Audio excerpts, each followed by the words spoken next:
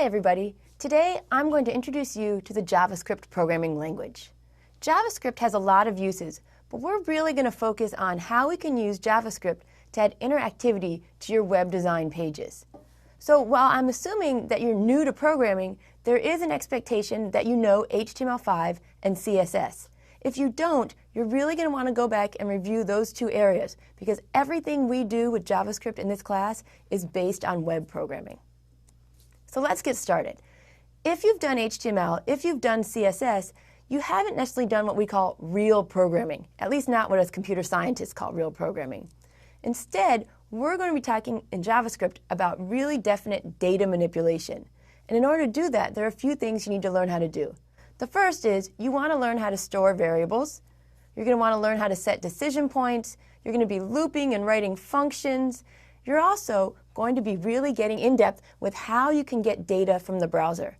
So did you know that every time you load a web page, you can actually get back the title of the page, the URL of your page, a lot of different information that you know is there, but you can't always see at first glance.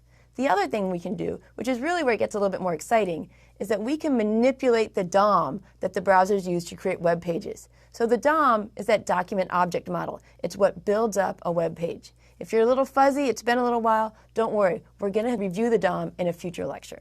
So let's start with variables.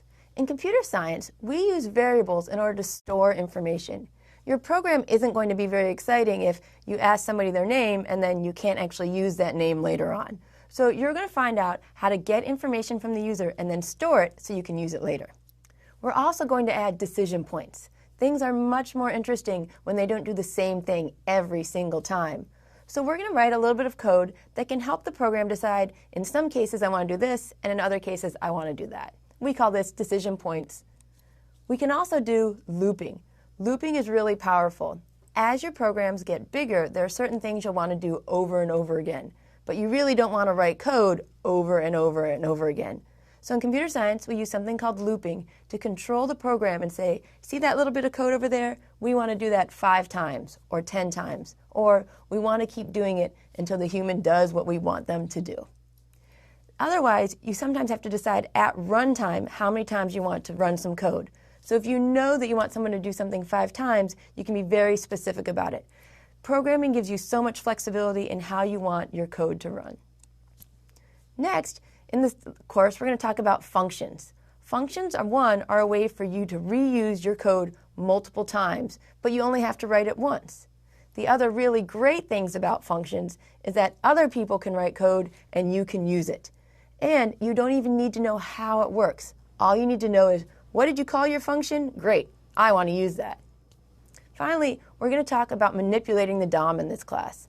JavaScript can actually go through your web page and search and find certain elements. It can add new elements. It can delete other elements from the DOM. So think about when you're filling out a form on a web page with your credit card information. There's always these little buttons that you can click that can say, use the same billing address for shipping. Things like this can make your page much more usable. You can also react to mouse clicks, page reloads, and other actions that the user might have. So this is where it really gets fun. We're going to start with the basics, the variables, the loopings, and then we're going to have fun manipulating the DOM. So a major component of learning any new programming language, or I guess really any language at all, is that the key is practice and repetition. The other thing that you really need to understand, and I'm actually hoping that you'll embrace, is that you need to expect that you're going to make mistakes.